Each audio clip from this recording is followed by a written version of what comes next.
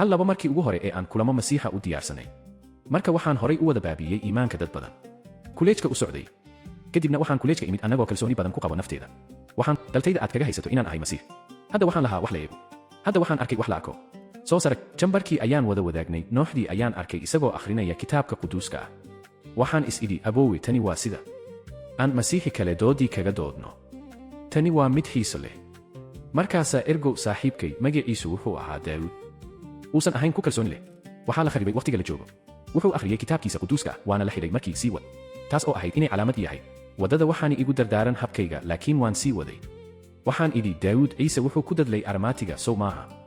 kadibna kiniisadii ugu waxay ahayd falastiin waxay ahayd qudus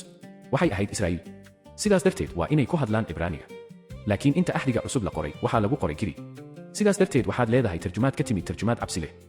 erayayaal weligeed la qorin kadibna axdiga cusub ee wakhtiga dheeraa kiniisadda dhexdeeda runtii laguma qorin giriga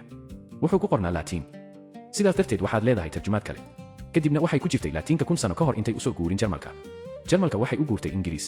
taasina waa halka aan ka arkay kishi waa tarjumaad ka timid tarjumaad ka timid tarjumaad ka timid tarjumaad ka timid tarjumaad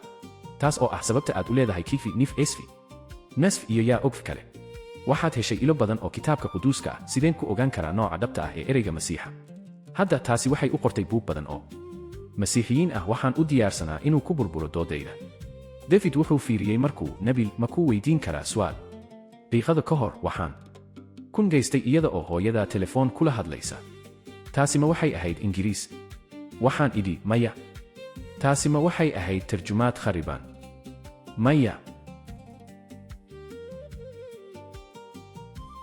si sax ah ugu tarjumi kartaa fariintaas kale luqadda waxaan ka dhigay dhowrtay fariinta taasina waa dhab ahaan wixii xerta ahayd iphone waxay bawaayeen inay dhig wadnaha ciise luqad kasta oo ciise ku hadlay oo ay ku qoraan giriga qoraal gacmeedka axdiga cusub ee giriga ee aan ka haysan gacanta weyn ku haysa ka badan 6 eber oo koobi maanta wuxuu iidii ukuba uma aanan lahayn wiilasha ka mid ah koobiyadaas aan ka haysan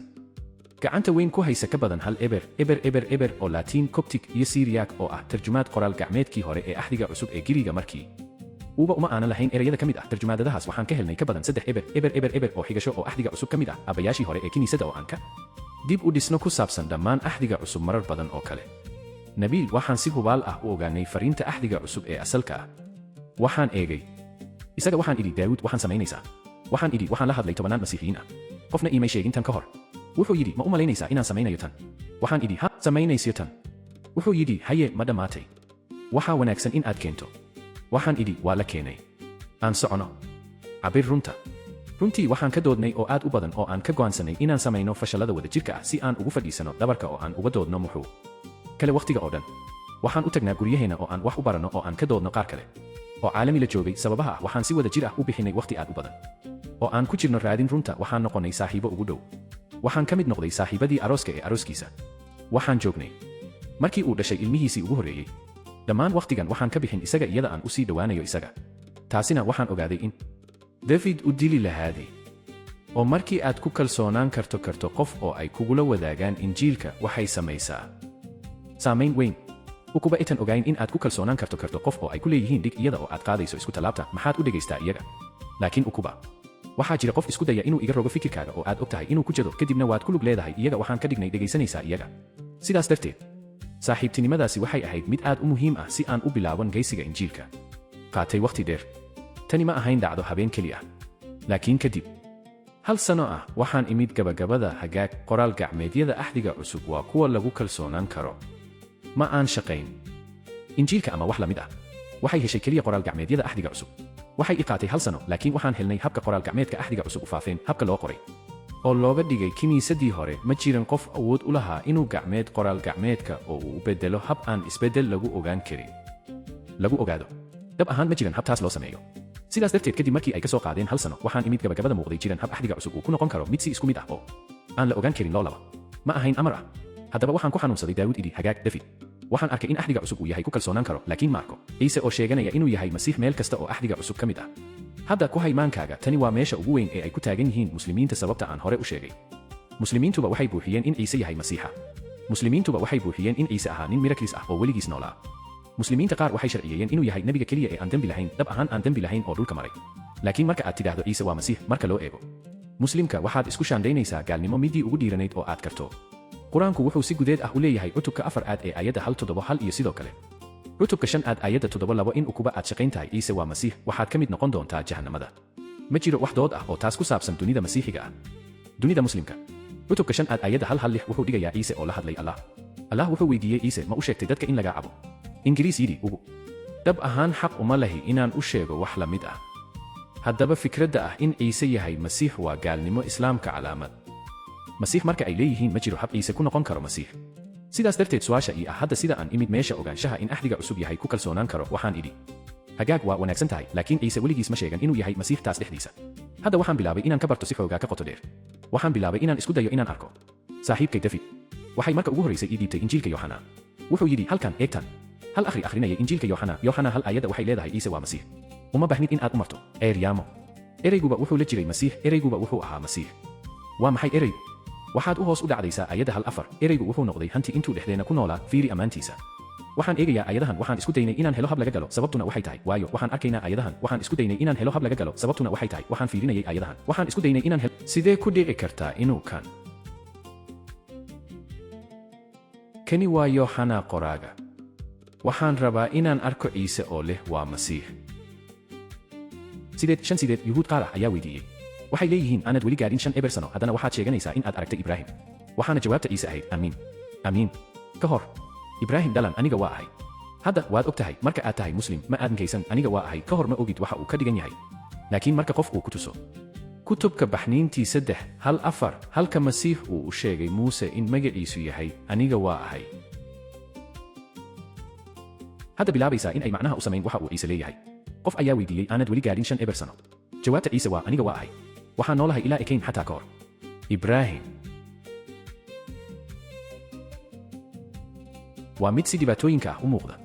oo ukuba ay jiraan muslimiin isku-xidho oo u malaynaya taasi ku filnayn u tag Yohana 2:2 halka qofku uu yeedhayo masiix jawaabta ciisena waxay u dhigantaa ugu hub waxay ku qaateen waqti dheer jawaabtaydii taas waxay ahayd hagaag haro injiilka Yohana waxaa la qoray kadib aad u dege taasi ma ah ku kalsoonaan karto waxaan rabaa inaan u goyo injiilka waxaan rabaa inaan arko halka ciise ma sheegay inuu yahay masiix malihii dhammaan waqtiga si aan ugu galo faahfaahinta halkan laakiin waxaan ku sheegi doonaa tan gabagabada injiilka Markos injiilka ugu iibin ee weligeed la qoray waa Markos 1:4-6 aydan keligeed ahna ciise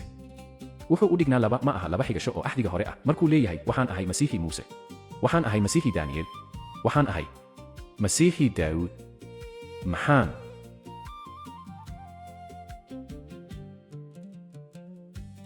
taasina waa sababta ay u go'aansadeen in ay isku midkaan isaga hadda qiyaas waxaa tani ku yimi Soomaankayga sababtoo ah anigoo muslim ah waxaan hadda imid gababada in axdiga cusub uu ku kalsoon yahay karo oo axdiga cusub waxaan arkaa ciise oo fiiri inuu yahay masiix tani waxay ka dhigaysaa wax kasta oo lay baray oo ku saabsan islaamka loo yaqaan sababta oo ah waxaana laga ilaalin inaan ixtiraamno ciise laakiin halkan waxaa ka xidhiidh uu ku sheegay inuu yahay masiix sideen taas u samayn karaa iyo ismaandhaafkan maanka ah wuxuu bilaabay inuu iwaasho dhammaan ilaa meeshan waxaan ka samaynay oo keliya saaxiibkay David hadda waxaan imid ogaanshada in baadhitaankan uu aad u keeni karo jihada noloshayda haddaba waxaan bilaabay inaan si adag u tuko oo rasuulka salaadan waxaan ku caawiyey saaxiibkay Daawud idhi hagaag waxaan u cunnay inaan helo maangal masiixiyadda mid run ah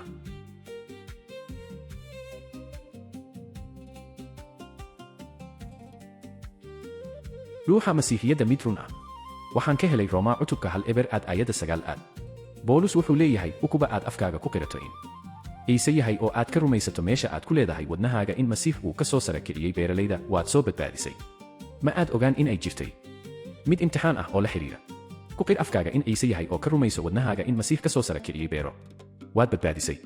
ciise inuu noqdo masiix waa inuu ku dhintaa isku talaabta kadibna ka soo sara kaca carruurta si masiixiyadda ay u keentay mid run ah hadda tani runtii waa arrin aad u xiiso badan markii waqtigaas aan la daaladacayn sawir waxaan ku jiray dugsiga dhakhtarnimada ahaan ardaydii ardaynimada ee hoosta afraad waxaan waqti badan ku bixin qaybta dhimirka waqti badan waxaan ka shaqeeyay qaybta dhimirka intii aan halkaas joogay waxaan arki jiray dad u soo baxay oo igu leh isagoo leh maankiisa oo aan sax ahayn nabil waxaan ahay masiix jawaabtaydii iyagaa jirtay hagaag waxaan ka qabsaday qol ka mid ah oo kugu filan soo gal in aad sheegato in aad tahay masiix waa mid bukaannimo ah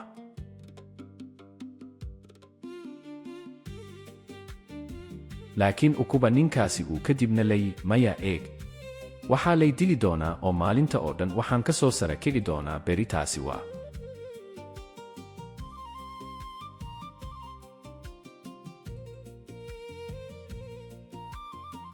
imtixaanka ciisashadiisa ah inuu yahay masiix qof kasta wuu sheegan karaa inuu yahay masiix laakiin ukuba qof uu sheegay inuu yahay masiix kadibna uu ku cadaadiyo iyada oo uu ka soo sara kaco noocyada kadibna waxaa jira qof la rumaysto markaas su'aashu waxay tahay ma jirtaa in ciise ka soo sara kacay beero mar kale ukuba dadka qaar ay rabaan inay weydiiyaan su'aalo ku saabsan tan ama ukuba ay rabaan in ay ku soo baxdo qa'a kadibna waxaan ka doodi doono si xoogaa ka sii badan laakiin intii aan baadhayay shaqada ku xeeran dhimashadii ciise waxaan imid gabagabada in aytu ay si isku mid ah u xaqiiqo ah in ciise ka soo baxay saraaradii hadda waxaa jira wax aad u qoto dheer oo taas ku jira sababta ah ahaan muslim qur-aanku xitaa kuguma ogolaatid in aad rumaysato in ciise ku dhintay isku talaabta qur-aanku wuxuu leeyahay suurad oo ah cutubka 4 aad aayadda 157 laguma dili mana la isku mid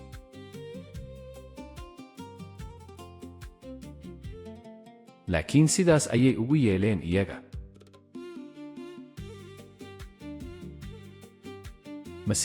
masiixiyiinta waxaan u hadlayaa aqoon-yahanada masiixiyiinta ah ee sida Bawla Fredrickson sida Mark Osborne sida Bart Ehrman oo midna oo iyaga ka mid ah uusan ahayn masiixi oo leh ukuba aan ogaan karno wax kasta oo ku saabsan noloshii ciise waa inuu ku dhintay isku talaabta Pontius Pilatus hoostiisa waxa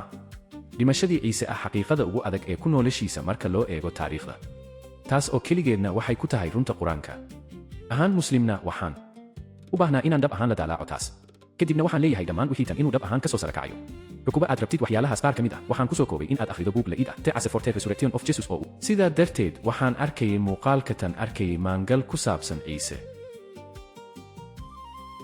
masiixiyada iyo masiixiyada oo la socda tani waxay qaadatay dhowr sano oo maqnaa oo aan la lahaa Daawud si aan u soo galo meeshan ma ahayn raadin habeen keliya ah sidaas daraaddeed Daawud iyo anigu gurigayga uga soo laabanayay meel aad u ragganimo ah waxaan joognay maqaayadda casiirka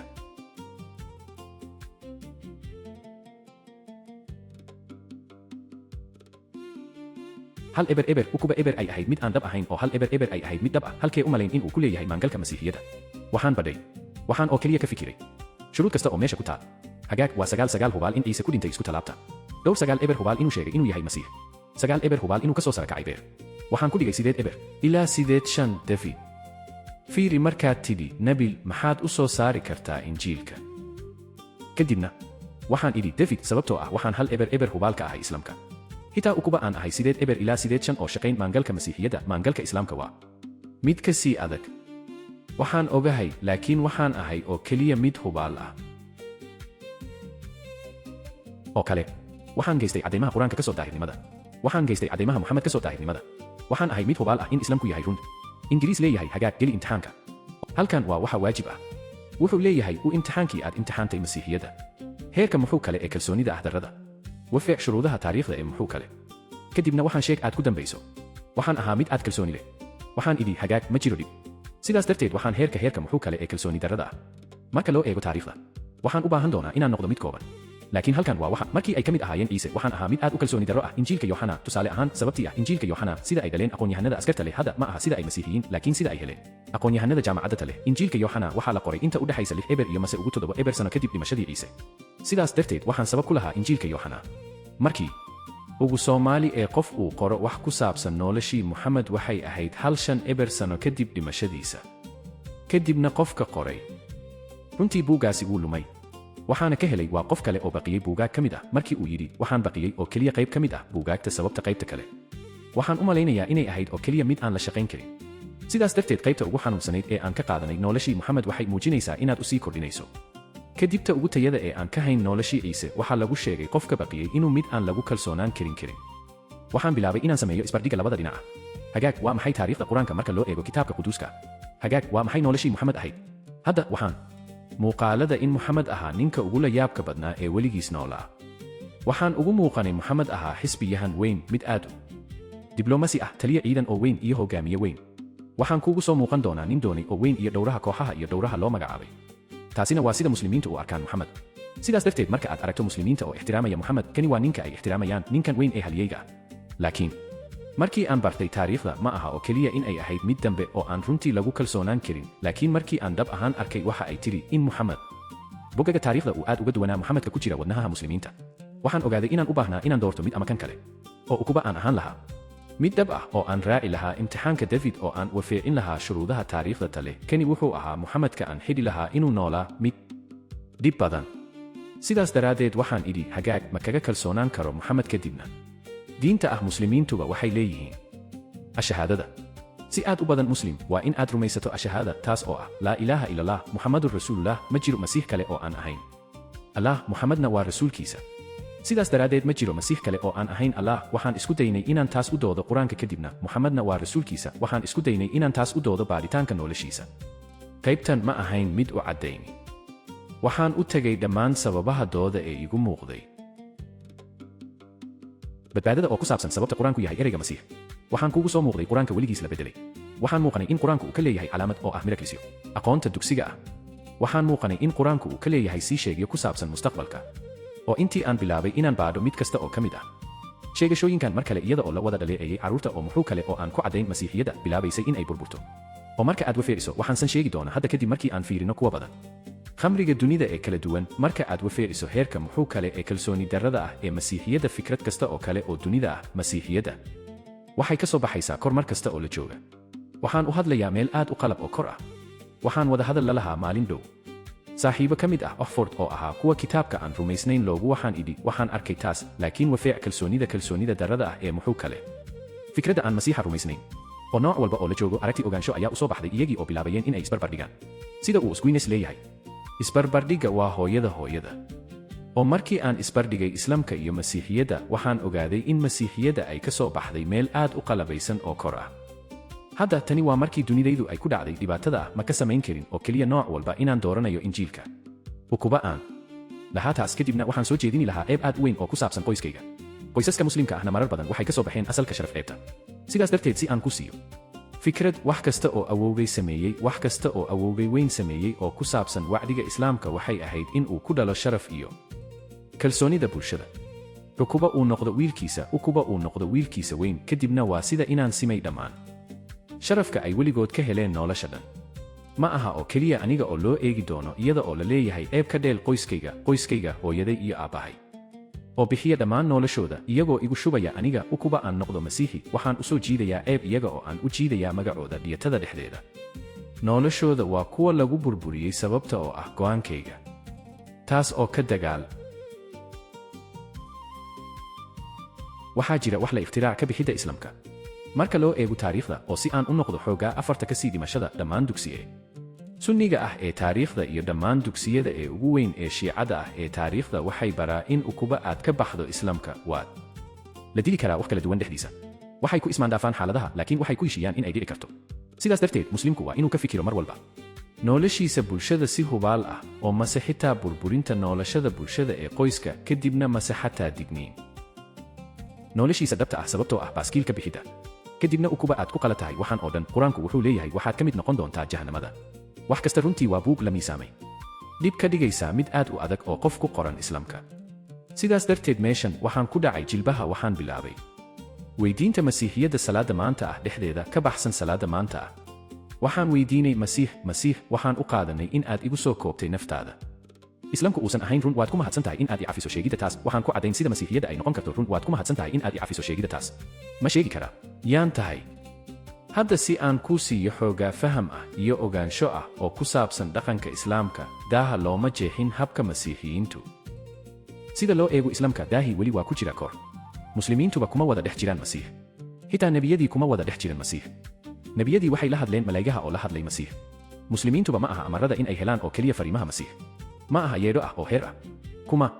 fikiraan si walba ah laakiin waxaa jira hab oo keliya oo muslimiintuba ka qaatay in ay si toos ah uga gaadhaan masiix qofna ma og yahay riyooyinka muslimiinta waxay leeyihiin in ay ka heli karaan riyooyinka masiix oo ah hogaamin haddaba sidaas daraaddeed riyadaan masiix riyooyinka hogaamina waxaa jira nooc ka mid ah salaada oo la leeyahay salad al-istikhara halka muslimiintuba ay si toos ah ku dhacaan jilbaha oo ay leeyihiin masiix i hogaami riyooyinka ka dhex baxsan aabbahay wuxuu ku furay shaqada kuwaas walaashay waxay ku doorteen ninkeeda riyooyinka ka dhex baxsan waxaan go'aansannay markii aan u guurayno riyooyinka ka dhex baxsan oo waxaa kale oo jirta riyooyinkan qaar ka mid ah waxay noqdeen ummad si nebinimo ah u runa tusaale ahaan hooyaday markii ay u guursatay aabbahay waxay lahayd riyo oo ah in ay beerayso 4 abuur ah dhulka oo 2 ka mid ah abuurkaas ay u soo baxeen geedo calaamad 2na aysan u soo bixin waxay u tegaysaa eedaday ku leedahay waxaan hadda lahaa riyadan eedadayna waxay ku leedahay waad caddayn tahay sababtii masiixa kuuba oo waxaad leedahay 2 saacadood iyo 2 dhicis sii wad hal 7 sano taasina waa dhab ahaan wixii dhacay waxaan ka leeyahay sheekooyin nooc ah oo aan kula wadaagi karo laakiin kuma hayo waqti ku filan tani waxay sababa si aad u joogto ah hadda maxaad u malayna waxay noqon kartaa sababo kala duwan ma masiix baa bixiya riyooyinka mase wax kale baa bixiya riyooyin waxay noqon kartaa kala duwan taasi ma aha meeshaydu waxay tahay in muslimiintu ay ka akhriyaan masiixa oo ku saabsan riyooyinka oo iyada oo ay ka muuqatay waxay ka heli kartaa sabab wanaagsan oo ay taas samaysay haddaba waxaan weydiiyey masiix riyooyinka iyo muujinta ugu dambayntii waxaan helay mid caan ah iyo 3 riyooyin waxaan kuu siin doonaa riyada labaad sababtoo ah taasi waxay ahayd midda ugu adkaystay ee aniga ii ahayd waxaan rabay wax si ay u xalliyaan caqabadaha riyo waxaana jirta meeshan waxay ahayd dhowr 4 sano kadib markii daawud iyo anigu aan bilaabay masiixiyadda iyo islaamka riyadan dhexdeeda waxaan ku taagan ahay meesha laga galo albaabka yar albaabkani wuxuu kaliya u diiday inuu ku filnaado wuxuu kaliya u dheer yahay inuu ku filnaado waxaana ka jira xoogaa qoto dheer oo ku mase afaar ama xidhi xagood waxaa lagu sameeyey 2 nooc gobol ah oo intii aan fiirinay albaabkaas waxaa ka jira qol la dhigay cunto miisas wareeg ah dad fadhiya cuntadii waa la soo dhigay dadkuna waxay ku jiraan dhar wanaagsan waa sida cuntada arooska ku dhow oo ay u cunida laakiin ma aysan bilaabin weli miltood waxay eegayaan jihadaas waxay dhowrayaan ninka iska leh ama kan ka hadlaya ama qof kasta oo u soo baxa oo bilaaba cuntada waxaan rabaa inaan galo qolkaas sababtoo ah waxaan ogahay in qolkaasi yahay jannada laakiin ma samayn karo sababtoo ah dhanka kale ee albaabka waa saaxiibkay daawud isaguna wuxuu ku fadhiyaa oo uu dhowrayaa ma i eegayo laakiin waxa uu nooc ka mid ah xidhayaa jidhka ma samayn karo dhaafida isaga waxaan u malaynayay inaan wada cuni doono leh ma aad ka jawaabin riyadana dhexdeeda waxaan ogaaday in aan u baahnaa inaan ka jawaabo casuumadda David si aan u galo jannada laakiin halkan waa halka ay ka tahay mid waalan markii aan ka soo tacay waxaan u yeeray David waxaan weydiiyey maxaad u malaynaysaa in ay riyadan ka dhigan tahay markii ugu horreysay ee aan geystay qof indhihiisa ku rogalaya foonedhyatadiisa nabil riyadani waa mid si hurda ah u muuqda uma baahni inaan kuu fasiro keliya u tag kitaabka quduuska ah waxaan idhi maxaad u jeedaa wuxuu leeyahay u tag luqas cutubka 1-3 hadda David wuxuu ogaa qoraalkiisa taas oo ka mid ah markii siiyey kitaabka quduuska u dhabar luqas cutubka 1-3 waxay ku qornaayeen far waaweyn oo adag albaabka yar hadda markii aan arkay taas wadnahaygu wuxuu booday garaacid ah taasi waxay ahayd midda ugu dhererka ee calaamad ah oo ku jirtay riyadayda waxaan bilaabay waxaan kuu sheegi doonaa si kooban waayo halkan waa waxa ay leedahay hertana waxay weydiiyeen rabbi buug badan ma badbaadshay sameeya dadaal kasta si aad u gashaan albaabkaas yar ka dhex baxsan waxaanad arki doonaan dad ku fadhiya dhexda cuntada arooska ee jannada sameeya dadaal kasta si aad u gashaan ninka iska leh u soo bixin oo u xidhin albaabkaas ma aanin weligeed akhrin qaybta kitaabka quduuska ah ka hor waxaanan masiix inuu i siiyey riyo halka uu igu dhigay dhexda masaalkan English i sheegay halka aan ku taaganahay imaam dadka masiixiyiinta sidaas darteed waxaan weydiiyey riyo kale masiix wuxuu i siiyey riyo kale kadibna mustaqbalka waxaan xusuustaa inaan wadnay dugsiga meeshan waxaan bilaabayay hooyayga labaad ee dugsiga dhakhtarnimada wadahadalkii ugu horreeyey ee aan la lahaa daawud wuxuu ahaa qalabkaygii ugu horreeyey ee kuleejka sidaas darteed waxaan bilaabayay tubayga ee dugsiga caafimaadka laakiin meeshan waxaan lahaa riyooyin waxaan ka qabtay dhammaantan waxaan haynaa hogaaminka ansixinta haddana ma bedelin taasina waa sababta intii aan u wada socday dugsiga anana masiix waxaan ogahay waxa aan u cuni doono inaan sameeyo laakiin waqtiga aan ku barorto waxaan waqti aan ku barorto taas oo ka mid ah waxaan oo keliya ooyey waxaan keliya ka lumay baabuur ma aha xaalad wanaagsan oo u guurida dugsiga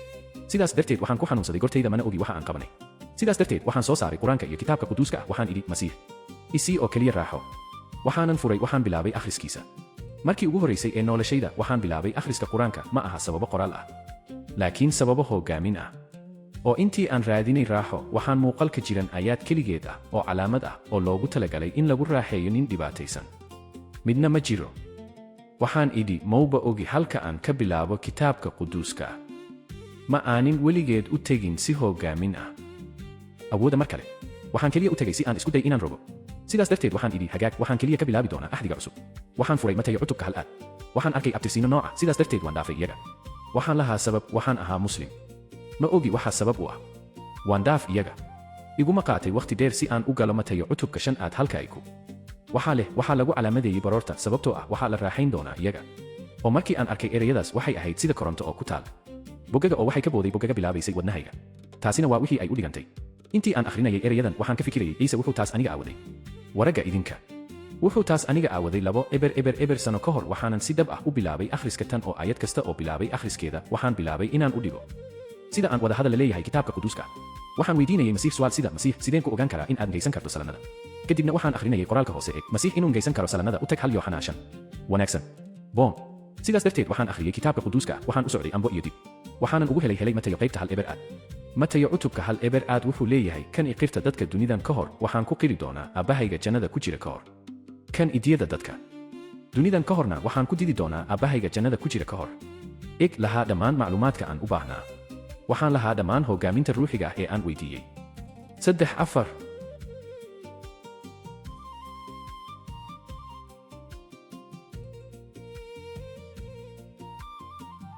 matayo cutubka hal eber aad aayada dambe ma rabtaa in aad ogaato waxa ay leeyihiin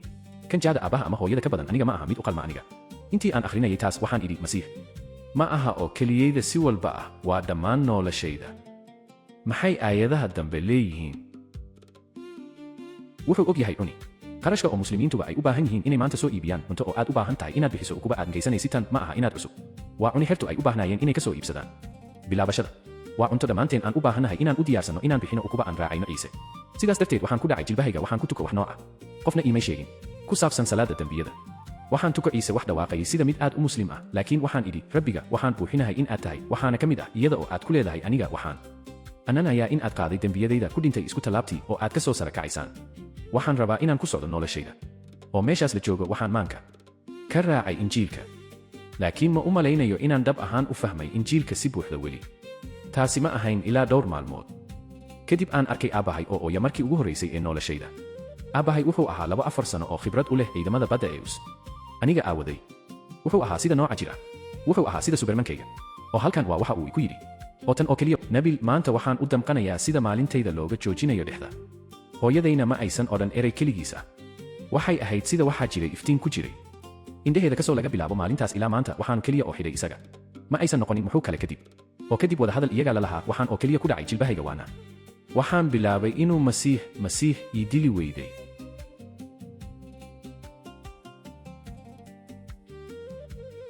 jannada ukuba aad dili lahayd waxaan lahaa mid faraxsan waad ahaan lahayd faraxsan waxay ahaan lahaayeen kuwa faraxsan inta aan u sheegin iyaga ka hor maxaad ii dili weyday oo meeshaas la joogo waad og tahay sida aad u badan tahay marka marar badan aad ooyeysid waxaad oo keliya bilaabaysaa ku noqnoqoshada waxaan oo keliya leeyahay maxaad ii dili weyday maxaad ii dili dhammaan noocyada ka soo baxa wejigayga waxaan ka helnay sida candhuufta iyo ilmada iyo xabka oo keliya leh masiix maxaad ii dili weyday oo intii aan leetaas ku noqnoqoshada taas maxaad ii dili weyday maxaad ii dili weyday waxaan gaystay erayadan sababtoo ah tani ma aha ku saabsan aniga oo meeshaas la joogo noloshayda masiixiyada wax kasta oo aniga ii ahayd waxaan keliya kadib oo keliya dib u bilaabay waxaana laga taagay halkaas waxaana u socday dibadda taas oo ka mid ah waxaan ooyey dhammaan habeenka dhan waxaan u socdaa dibadda waxaan ogahay in tani dhawaaqayso sida mid caadi ah laakiin waa run wax kasta waxay u muuqdeen kuwa kala duwan wax kasta waxay u muuqdeen kuwa kala duwan waxay ahayd qolkii muxuu kale geedkii muxuu kale jidkii muxuu kale laakiin dhammaan waxay u muuqdeen kuwa kala duwan oo waxa keligiis ah muuqaalka u midka ugu kala duwanaa wuxuu ahaa markii aan arkay qof mara waddada gaaban hadda waxaan arkay taas dembi ka hor taasi waa qof masiix u diyaarsanaa inuu u beddelo aawadiis ma samayn kartaa iimeel ah ka fikirtan ahaan muslim dhammaan noloshayda dhan waxaan samaynaa in masiix uu ku fadhiyo kursigiisa weligii soo geli sumuun ee dunidan uuna ina ooyin kor ka mid ah uuna ina siin oo badan oo aan arkayo isaga ina goosan wakhtiga sheekadani waxay tahay in masiix uu ahaa mid doonay inuu soo galo dunidan dhexdeeda dunida dhibta badan dhexdeeda kitaab doonay inuu ku noolaado ahaan nijaar shaqaale bulsho markuu doona inuu la noolaado dadka ugu kaga bixi doona isaga kadibna wuxuu doonay inuu u goyo isku tallaabta oo uu damqado oo uu awood dembiilayaasha masiixayaga oo dhalay koonka dhammaan xiddigihii cirka ku jira muu ahaa oo keliya ka fikiray hortii masiixdaasi wuxuu doonay inuu beddelo oo intii uu ina sheegay inuu ina jado aad u badan wuxuu doonay inuu ina awoodo halkan waa waxa uu leeyahay sida aan idin jaday sidaas darteed isjada oo ukuba aan doonay inaan eego qof maraan jidka gaaban oo aan ka haysan inuu u socdosa oo aanan helin inaan jado iyaga aad u badan oo aan diyaarsanahay inaan diidno aawadood kadibna sideen u raacayaa ciise maxay ka dhigan tahay raacida ciise ukuba uu doonay inuu u qabto dadka dembiga ka sameeyey isaga kadibna anigana aanan xisaab sideen ahay raacaha ciise oo meeshaas la joogay injiilku ma aha wax oo keliya aad geysato oo aad rumaysato ukuba usan beddel noloshadaada ma uusan ku dhufo weli sheekadani waxay u qalantaa in lagu wadaago noloshayada oo noloshaada waxay ku jirtay gacantiisa dhexdeeda ukuba aan dhimanno maanta waxaana laga in lagu laakiin waxaa jira dhab ahaan balaayiin dad ah oo aynaan ahayn middadu taasi oo ukuba aan ku qaabkano sekan kasta oo noloshayada ah akhlaaqdadood kadibna oo keliya waxaan dhab ahaan ixtiraami doona oo doonay inuu ku noolaado noloshada aan ku lahayn si uu carruurta aan ku dhiman lahayn taasi waa masiixayga taasi waa sheekadayda sidaas darteed aan wada tukano